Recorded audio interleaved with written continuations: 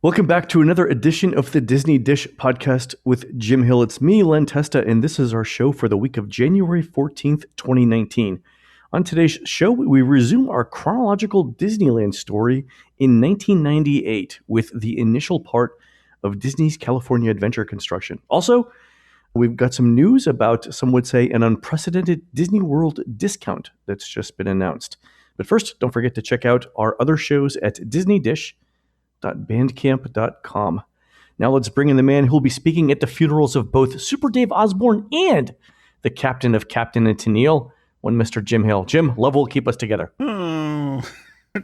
If you go on YouTube, you can actually watch the very first time he did that character. And it was, oddly enough, Dick Van Dyke had a very, very short-lived variety show. It was called Van Dyke and Company, but it was very cutting edge. It was the very first place anywhere on television where people saw Andy Kaufman. Really? Yeah. I mean, and the thing is, you have Dick Van Dyke on stage, and he's doing his foreign man character. And I think he sings It's a Small World. So there was a Disney connection. There's a Disney connection in there. But you would love the first Super Dave Osborne thing because it's the introduction of the character. He's totally riffing on the Evel Knievel jumping Snake River thing.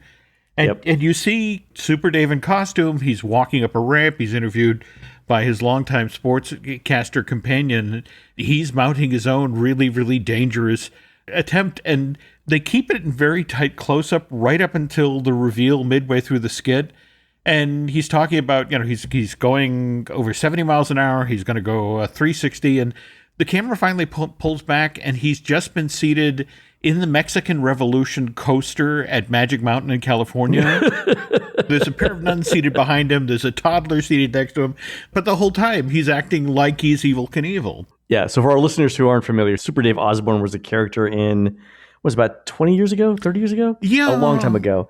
In the early days of cable TV is when I got to know him, but he was a parody of Evel Knievel, the stuntman. And he would announce these big plans for a stunt, and in the end, it would invariably be one of two things. Something like Jim said, where he's doing some sort of common thing, or the stunt would go awry somehow, and he would end up getting crushed in the stunt. The stunts only ended one of two ways every single time.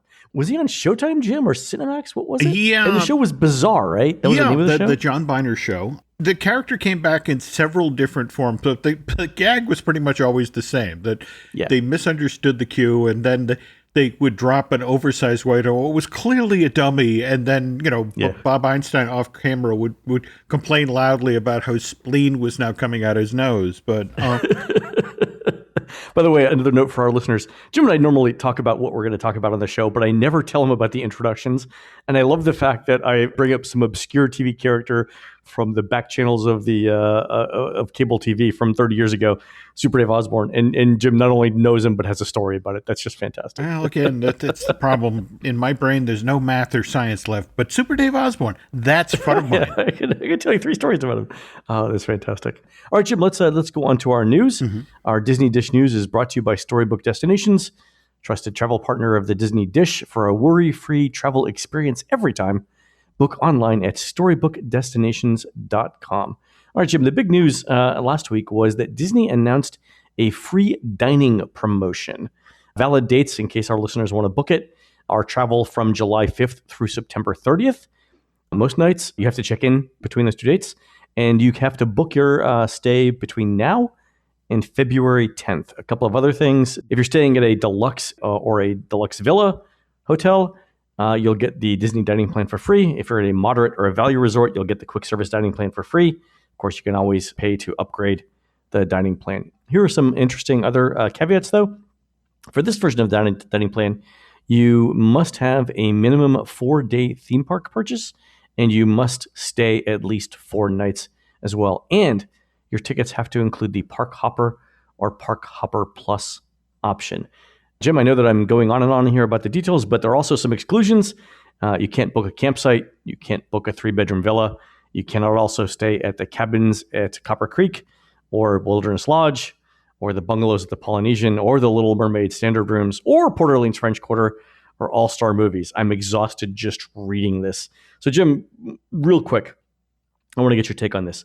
This is the earliest by about 3.5 months that Disney has ever announced a free dining offer. What do you make of that? Well, first of all, look at the dates, Len. It's July 5th. It's summer. Yeah. And you know what that says? That says that people are waiting for Galaxy's Edge. You think that's what it is? I would bet you that on the booking side of the fence, there's enough people at this point who know about Star Wars Land, the thing that's coming to Disney's Hollywood Studios, and are putting off their trip. And in fact, to me, the giveaway is look at the exclusions. Cabins at Copper Creek, the cabins at Wilderness Lodge, the bungalows at Polynesian Villa, those are sold out anyway. Bungalows aren't, but the other ones are, Yeah, high demand. Likewise, campsites. Well, campsites are cheap. That's why you can't do it, right? Yeah, you can get a campsite for $38 a night. But again, things like the Little Mermaid standard rooms at the Art of Animation. This is all about the fact that bookings in the summer are soft, out ahead, and the fact that what's making the folks crazy at the reservations that are at Disney is people are calling. People are calling now and going, I've heard all about this Galaxy's Edge thing and I want to go to it. And when can I book? And it's like, we don't have an opening date yet. Fall. So, and that's it exactly. So people are just, okay, I'll call back. If you think about what we already know about what's opening during this window of time, we have the end of Illuminations. Did you notice that this deal ends right around the time that all of the big things are supposed to debut? So it ends on September 30th. Yeah. Which means that things like Mickey and Minnie's Runaway Railway, the end of Illuminations, should all happen after that. Yeah. I was just talking with some folks on the Mickey and Minnie's Runaway Railway project. They still hope that they can have that thing open for the actual 30th anniversary of Disney's Hollywood Studio. In fact, did you see the logo that debuted on New Year's Day? I did. What is the date of the 30th anniversary? May 1st, 2019. You think they're going to have it ready in 4 months? Well, let's just put it away. Who needs sleep, Len? Who needs to see their family? Who needs to bathe? It's going to be like that episode of Family Ties where Alex takes the amphetamines and he's installing a sprinkler system at 2 o'clock in the morning. Look, it's not a coincidence that, if you look at the 30th anniversary, who's sitting in the O of the 30, but Mickey and Minnie, in the style that we'll see these characters in Mickey and Minnie's Runaway Railway. Yeah. You notice that switch, too, that they went back to they're tying in the style of the character at the parks with the style of the character on the cartoons now. That's it, exactly. That's a big shift. Yeah. Trust me, that especially going into the late spring, summer of 2019, you're going to be really familiar with that version of Mickey and Minnie. The billboard art is ready. You're going to see them up on I-4 coming and going.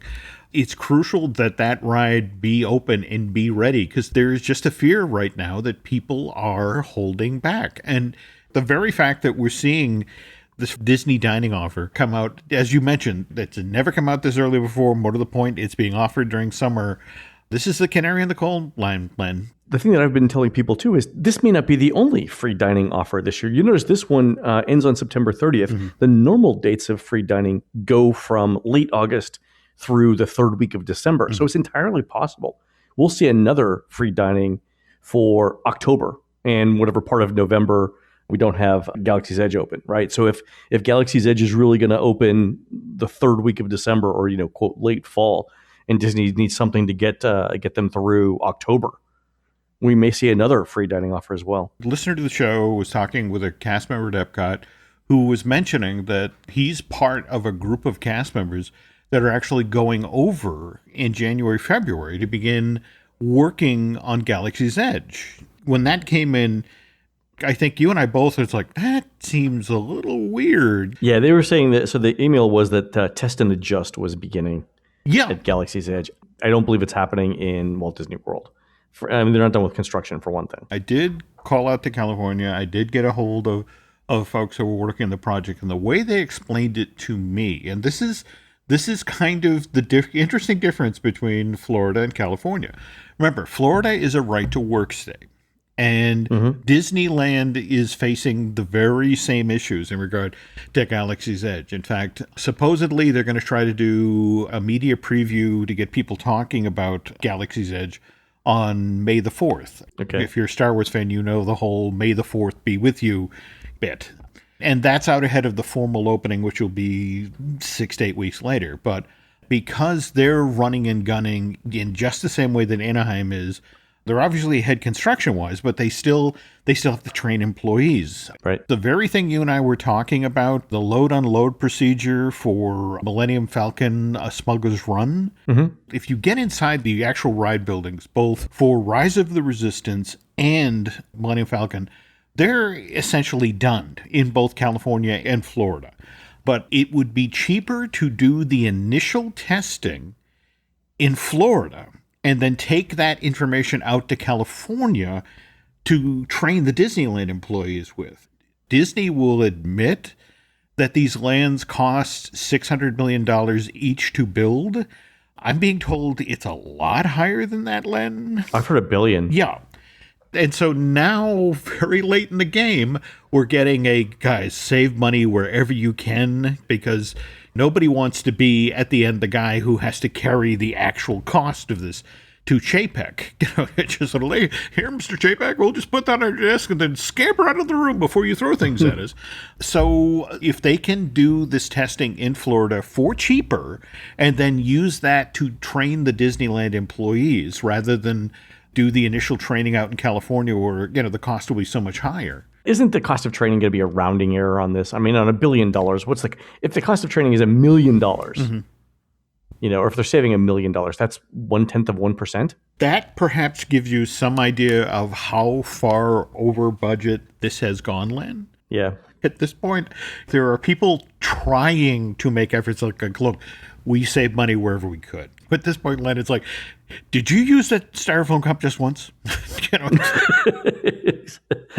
Once it's completed, this will all be a wash. But it's at this point where there's so much pressure. And you've got a public that's clearly so interested in it that they're putting off their Disney World trips. Oh, yeah. People I've talked to, I've told them, if you're going just to go, go ahead and do it. But if you really want to see something new or exciting, if you want something different on this trip, wait until December to do it, because that's when, or, go in June into Disneyland, but December for Walt Disney World. And I think people know that, right? I mean, a large percentage of the population is just going to go to Disney World whenever they can. No one's going to tell their kids they can't go on vacation for 11 months because of, because they want to see Galaxy's Edge. But for anyone who wants to or has to rationalize spending that amount of money on a vacation, the easiest way to do it is to say, well, I'll go when Galaxy's Edge opens, and they're just holding off until then. There we go. Going back to that offer, though, Jim, I did notice something new. We mentioned that of all of the places that were excluded from the offer, the usuals are in there, the campsites, the cabins, and things like that. Port Orleans French Quarter is always or usually on that list because it's small and it's heavily in demand. The thing that surprised me was All-Star Movies. Yeah. I don't think I've ever seen All-Star Movies be excluded from an offer like this. And I think the reason is this. Remember a couple shows ago, we talked about how All-Star Movies is in the middle of a refurbishment and they're getting the new rooms. And I think what Disney is thinking here is that these new rooms are going to be in such demand, especially for All-Stars, that they don't need to discount them. And I think that's true. All-Star Movies has always been the slightly higher priced of all of the All-Star resorts. And now that they've started the refurbishments there and the refurbishments are paying off, I think Disney's starting to exclude those. But I think what we're going to see, too, is even more stratification among Disney's value resorts as time goes on. So right now it's, the All-Star resorts are sort of the low end of the values. Then Pop is sort of in the middle and Art of Animation is at the top end of the value, right? But I think Disney's actually going to stratify the All-Stars so that the absolute lowest are sports and music. And then you've got another tier of value, like tier 2 of value, which would be movies. Then tier 3 of value will be pop. And tier 4 of value might be pop near the gondolas. Then tier 5 of value might be Art of Animation. Then tier 6 of value might be Art of Animation suites and Art of Animation near the gondolas. So they're actually going to stratify the value resorts as much as they can to differentiate the pricing there based on amenities and location. I think particularly when you mentioned the skyline or the gondolas, I totally anticipate that once that actually comes online and Disney's going to be selling this as a perk. Oh, yeah. I'm going to be fascinated to see 3 and 4 years out from the opening of Skyliner, whether or not We're going to see people paying a premium like they pay to be on the monorail, to be a monorail resort. It could be true. That's a good point. We haven't talked about that yet. I crunched some numbers on this deal just to see if it made sense. The big requirements for this deal are twofold. One, you have to buy a Park Hopper or Park Hopper Plus ticket, so no base tickets. That's going to add anywhere from $80 to $107 per person to your ticket. So for a family of four, that's an additional $320 to $428 on your ticket. And also, there's a minimum stay of 4 nights. Also, you can't take advantage of any other hotel discount. Right now, there are some pretty decent hotel discounts out covering these timeframes. For value resorts, that's anywhere from 15 to 20%. For moderates, it's 10 to 30%, depending on which hotel you stay at and the dates. If you actually look at those numbers, I think the number of people who would benefit from this dining plan is relatively small. Because again, you're paying anywhere from $320 to $428 more per ticket for the tickets, right? So that's somewhere between $80 and over $100 a day in food right there. Plus, you can't get a hotel discount, which 20% off of $120 a night is $24 per night. So, you're looking at about 100, 150-ish a night at the top end in discounts. Now, granted, you can't feed 4 people for $150 a day in Disney World, but you've got to really do the math here, I think, especially if you're staying at a value resort, to see whether it makes sense for you. The other thing, when you look at the time frame, we're talking, July 5th to September 30th, right? That's the height of the heat of summer in Orlando. The thing that kind of makes me crazy about free dining is the way it's structured. You are compelled to get the most value out of the free dining. You are always overeating at every meal, no matter where you go, because again, it's like, I paid for this in advance, and it's just sort of like, we're going to enjoy it. Yes. We're going to eat this food. Yeah. Yeah. So now you step outside in the super heat and humidity of summer in Orlando, and it's like, do you remember the Alfredo's restaurant? Oh, yeah. Well, you mentioned the July thing. I actually did the statistics on this. So attendance has actually been down each of the last 2 July and August, as you're looking at our crowd calendar numbers. Yeah. So back in 2016, on our scale from 1 to 10, we rated July as roughly an 8 and August as a 7.5 on our scale. That's 2016. In 2017, it dropped from 8 to 6.6 in both July and August. And then last year, 2018, it was 5.6 and 4 for August. So to put 4 in perspective, that's basically a November, not an August. And I think, I went back and looked at the temperatures. So Orlando's averaging the last couple of years, the average temperature throughout the day in Orlando is 82 degrees with 80% humidity. And it gets up to around 92 or 93 degrees for a high. 92 or 93 degrees for a high plus 80% humidity gives you a heat index of somewhere between 120 and 130 degrees. So that's what it feels like in Orlando. And I think that has something to do with it. That's not going to change. There's no getting around Galaxy's Edge. There's no Galaxy's Edge explanation for global warming. No. Right? The weird thing is that people who love the free dining, this will get their attention, no doubt. And whether or not it's enough to convince them to do this, to go to Orlando at the height of summer. Anyway, we'll keep an eye on this. I expect to see other deals coming out soon. Jim, why don't we take a quick break and we'll come back with our chronological Disneyland discussion.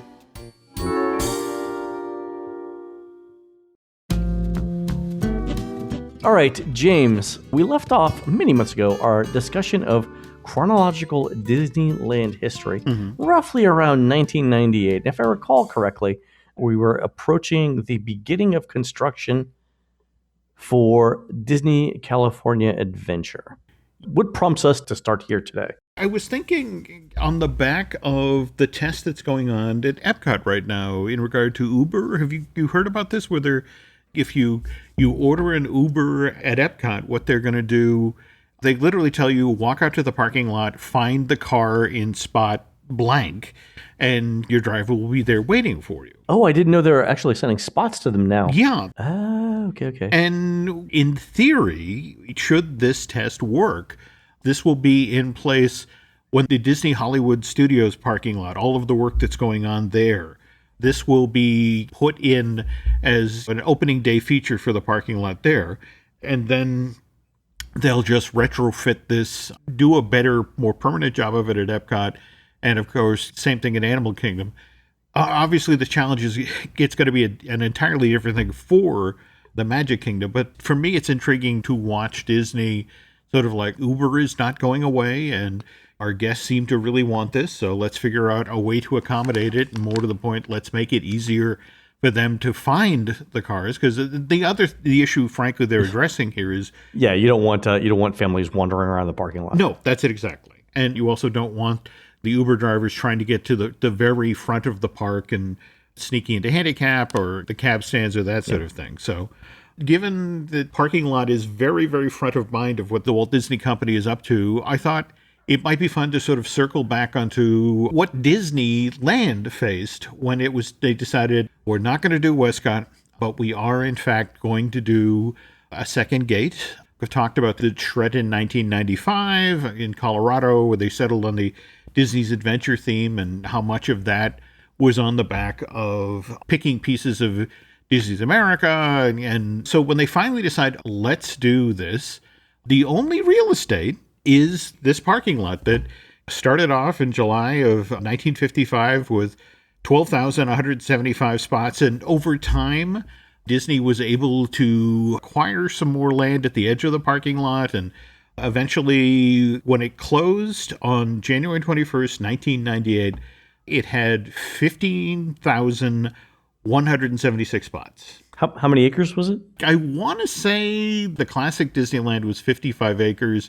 The parking lot, I want to say, was 85 acres. Wow, really? Yeah, and they got some of that real estate back because, for example, Richfield, who was one of the original sponsors of Disneyland, one of the perks of Richfield was that because they came on board as the sponsor of the Earth Beneath Us attraction at Disneyland, they got to have a gas station right at Disneyland. Wow, that's a deal. But here's the thing. When that gas station closed in the 1970s, they did what you always did when you closed a gas station back in the 1970s. They left the tanks in place. Sure. And they just filled them with sand. Jim, it's somebody else's problem at this point. So they flattened the building. They filled the tanks with sand. Now we jump ahead to just last year. And remember, Disney is getting ready to put that 4 Diamond Hotel in. And they've already closed the Rainforest Cafe. They've closed Earl of Sandwich. They've closed... They paid a premium to close these early. There we go. And so they start digging. And what do they find as they're digging but the old gas tanks filled with sand? They find all of the soil that around these gas tanks, evidently the tanks, because they went in quickly, because of course everything that was built in Disneyland went in quickly, leaked. Huh. This is kind of one of the undiscussed parts of why that hotel suddenly slowed down and why Disney, hey, let's tap the brakes. I mean, it wasn't just losing that $267 million tax break. It was that suddenly there was at least part of the expansion area that was a Superfund site. Oh, so they can't build anything on it then? Disney wants to investigate how far the gas leaked. Oh, okay. So like how far down and how far out? Yeah. If you think about the Grand Californian, if you think about the rest of the shopping district, just dealing with this puts a huge kink in going forward with any sort of expansion plan. There was a reason they moved that hotel, Len. But as of right now, they're kind of formulating a plan as to what do we do here. Long story short, don't expect any significant changes in that portion of the downtown Disney's Grand Californian area for quite a while until Disney does some test borings and crunches some numbers about what it's going to cost to actually fix this. Okay, so fair enough. All right, so going back to the original construction. Okay, All so right, again, parking lot closes January 21st, 1998. Disney's California Adventure opens February 1st, 2001. In 1,084 days, they take it from a sea of asphalt to a theme park with 3 distinct lands. We have the Paradise Pier area. We have the Hollywood backlot. But going into this, they threw out most of the Disney rulebook. If you're in classic Disneyland, how many times have you heard the story about the berm and how, they worked to keep, the outside world out? In fact, we did an earlier show where we talked about how Disney actually, with the help of the state of Anaheim, got a code put in place where hotels could, be only be of a certain height if they were within a mile of Disneyland. Yeah, they could be taller further out, but it was all about protecting the visual intrusion. And with California Adventure, the whole notion is, well, this is our first urban theme park, and we just have to overlook visual intrusion. People know they are at Disneyland, and they were just on the street, so we can't pretend there isn't a McDonald's right outside here. In fact, That's surprising that they would admit that. Barry Braverman flat out says this wasn't to be a theme park in the traditional Disney sense. From Barry's point of view, it wasn't a question of they were going to shut down Disneyland for the 3+ years it was going to take to build this. Disneyland was going to stay open. When you're getting rid of 15,000 parking spots, where are those people supposed to park? And of course, that's your Mickey and Friends parking structure, which has 10,250 to be exact. But you had to build that. Anybody who remembers going to Disneyland back in the 70s and 80s remembers those electric power towers that basically marched straight into the parking lot, because that was the stuff that powered, It's a Small World, that powered Pirates of the Caribbean. And people for a lot of years complained about the original version of California Adventure, that it wasn't worthy of being built next to Disneyland. But from an urban planning point of view, the fact that they were able to hide all those cables, they were able to keep the park open, that they were able, as they were getting rid of these 15,000 spots, to find other places to have people park. The Mickey and Friends parking structure, Len, didn't open until July of 2000. Yeah, so they had almost 2 years and change. Yeah, well, you go park over there, and Have you considered the bus? there you go. Yeah, I've walked around the outside perimeter of California Adventure a number of times, either because I'm staying at a different hotel or just to see what it's like. And I'm always impressed with how self-contained the whole thing is.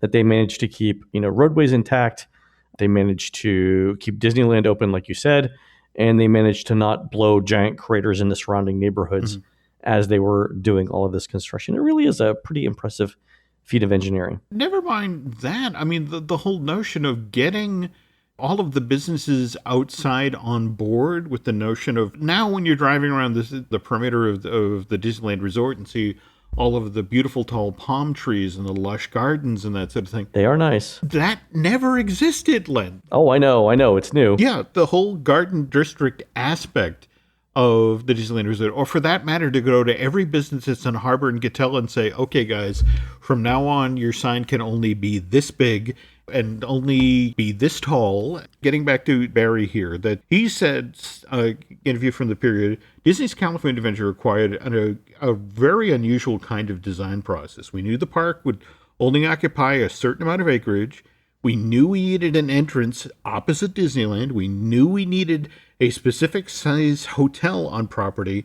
And we knew we needed to attain expansion for parking. And it was this urban planning puzzle, and we had to make all the pieces fit. And it's things like there were staging areas like a mile to 2 miles away from property that they would literally wait till the last guest left for the night. And then they'd bring in the building materials for the very next day. Wow. Yeah. The construction of a theme park married to landing planes at O'Hare. Yeah, I was going to say there's going to be some sort of like traffic control thing going on because you're trying to coordinate what's coming in and where, and you can't drop piles of dirt for construction in places that other trucks need to go, right? You can't block paths and things like that. That's very interesting. So they go through this for 2 years. They end up having to build a hotel too first. What was done first, the park or the hotel? Like, did they work from the inside out of the park? How did it all? Well, remember, first you have to rip up all the asphalt, and then it's conduit, it's piping, it's, again, and as I mentioned, taking all of those high tension electrical wires and burying them underground. And then Disneyland has a perimeter road. That's one of the ways that deliveries can be made to the park. That's one of the ways cast members can get around. But they wanted to share some back of house stuff with Disneyland. And so one of the only ways they could do that is they had to put part of the perimeter road for California Adventure 60 feet underground. I remember at the 60th anniversary of Disneyland, When they had closed the park for the day, a cast member's like, well, I got to get back over to DCA. And he's like, well, come with me. And we walked out through the back door by the in-between and then proceeded to walk down under the tunnel, or, that actually goes under the Disneyland Plaza. And that doesn't come back up to the surface again, Len, till just behind the Hyperion Theater. Really? Yeah. From an urban planning point of view, I really cannot stress this enough. They really did their job with California Adventure. Where it all fell apart, though, this is how Barry explains it. Disneyland is a classic. It's an original, and it had over 45 years to evolve into what it is today. We wanted Disneyland's sister park to be a really different kind of place, telling a different kind of story. And I think we've really succeeded with Disney's California Adventure. Sadly, Barry's probably the only person who thought that.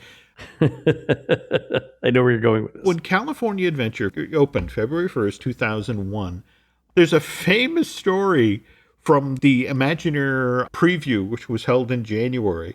They made the mistake of bringing in all of these former Imagineers, people like John Hench, who had worked on the classic Disneyland with Walt. And Marty Sklar at one point corners John and says, "What do you think?" And John's like, "Well, to be honest, I liked it better as a parking lot." That's a great quote. I read that from an article about John. I think it was last year in the LA Times. Yeah. The only thing straight out of the gate that was viewed as a success was Soarin'. Right. In the hotel, right? The Grand Californian was, well, was yeah, a nice don't get me wrong. The Grand Californian worked basically from day one. And right. The gentleman who designed Wilderness Lodge also did Grand Californian and did a superb job. In fact, I'm blanking his name, but that architect, Paul Dominic, I want to say his name was, his first job, Len, was working in the Disneyland parking lot. He parked cars. So here he is in the middle of this monstrous construction site. And it's like, oh, dear Lord, my life has come full circle. I'm back in this parking lot. It is Peter Dominic, by the way. Good Peter call on Dominic. that. There we go. And Downtown Disney basically worked. Yeah, for what it is, it's not bad. Where it fell apart was the park itself. That even in the one true success, and Marty Sklar, I remember I got to interview him opening day at like 6 o'clock in the morning. And so if you were going to change one thing about this park, what would you change? And he thought for a second. He said, "A third theater for Soaring. We really underestimated the popularity there. We should have had a third theater." And so look at Epcot. Fight. Yeah, but they eventually added a third too as well. But yeah, I mean, I think Ward Kimball very famously, when they showed him the model, he was like, "God, it looks like Six Flags over Disneyland." It was so much stuff. Disneyland has had Ferris wheels in the past, but they were for temporary attractions like State Fair. Yeah, they weren't centerpiece attractions or advertised as such. Jim, why don't we do this? Why don't we stop here, and on the next Chronological Disneyland, we'll talk about the post-opening reception that DCA got. How's that sound? That works for me. All right, folks, that's going to do it for our show today. We are produced fabulously by one Aaron Adams. Don't forget to go on to iTunes and rate our show and tell us what you'd like to hear next. Also, don't forget to check out our other shows at disneydish.bandcamp.com. For Jim, this is Len, and we'll see you on the next show.